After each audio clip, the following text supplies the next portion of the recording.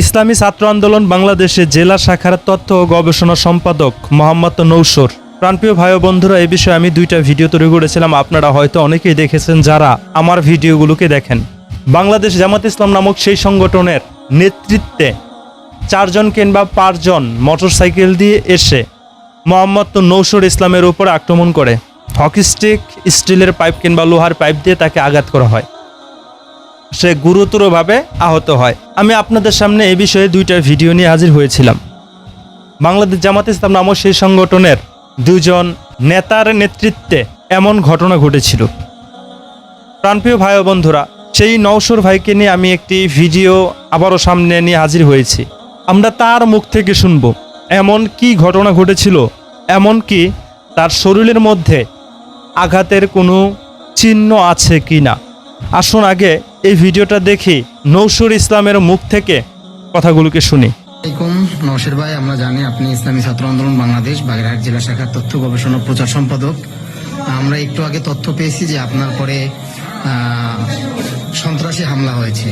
আপনার কারা হামলা করছে, কতজন কি ছিল, এটার ব্যাপারে আপনার কাছে কোনো তথ্য আছে কিনা?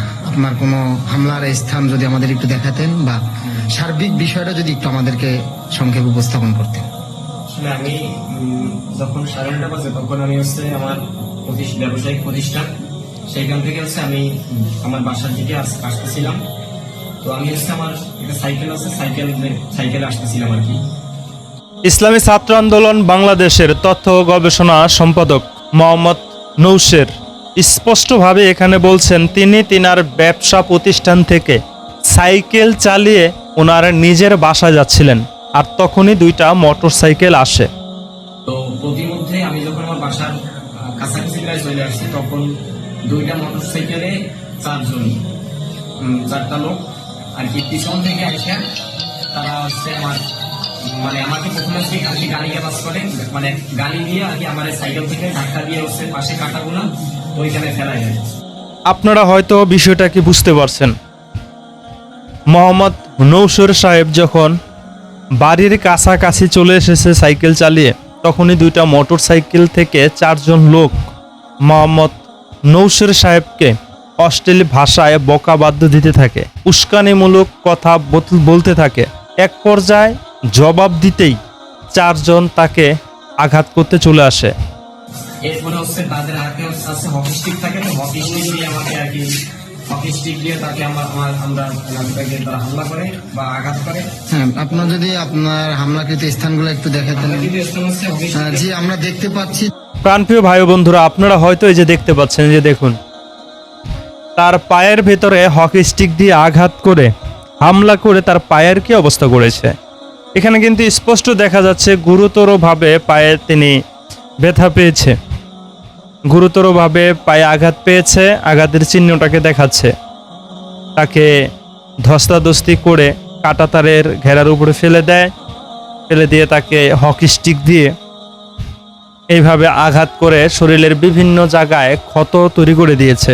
তার এই হকি স্টিকের আঘাত কিন্তু তার পায়ে একদম স্পষ্টভাবেই ফুটে উঠছে। এছাড়াও তার শরীরের বিভিন্ন স্থানেও আঘাতের চিহ্ন আছে। বিভিন্ন জায়গায় তারা হামলা করে আর কি। এই পরবর্তীতে আমি একে দৌড়ে সরে যাই। আর আমি যে এটা নিয়ে যে ধারণ করবো এরকম কোনো ইয়ে ছিল না, কারণ আমার প্রতিমধ্যে আমি মোবাইলে টর্চ জ্বালিয়ে আসতেছিলাম। তো মোবাইল গ্রাম অঞ্চলের রাস্তা, তো মোবাইলের টর্চ জ্বালিয়ে মোবাইলের লাইট জ্বালিয়ে তিনি আসতেছিলেন, যে কারণে এই হামলার ভিডিও তিনি করতে পারেননি। এমনকি ওনার মোবাইলটাকে দেখুন কিভাবে ভেঙে ফেলেছে, ভেঙে একদম তছনছ করে ফেলেছে। একদম স্পষ্ট দেখা যাচ্ছে, আপনারা হয়তো দেখতে পাচ্ছেন, একদম ভেঙে তছনছ করে ফেলেছে। ভিডিও করারও কোনো অপশন বাংলাদেশ জামাত ইসলাম নামক সেই সংগঠনের নেতৃত্বে যারা এসে ওনার উপরে হামলা করেছে বলে অভিযোগ উঠেছে, তারা তাকে ভিডিও করতে দেয়নি, মোবাইলটাকেও ভেঙে ফেলেছে। থেকে মোবাইলটা ধাক্কা দিয়ে ফেলা যায়, তো মোবাইলটা কি একেবারেই তারা আপনার ফোনও ভেঙে ফেলে। জি, ঠিক আছে। আমার প্রাণপ্রিয় ভাই বন্ধুরা, আপনারা হয়তো মোহাম্মদ নৌসর ওনার মুখ থেকে কথাগুলোকে শুনেছেন।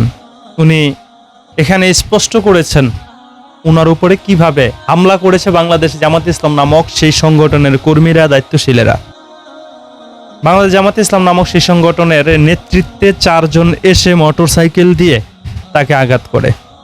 শরীরের বিভিন্ন জায়গায় ক্ষত হয়ে আছে। এখন আমার কথা হচ্ছে, ইসলামী আন্দোলন বাংলাদেশ নামক সেই সংগঠনের সাথে জড়িত থাকলে বিভিন্ন ধরনের হামলা মামলার শিকার হতে হবে, এগুলো মেনে নিতে হবে।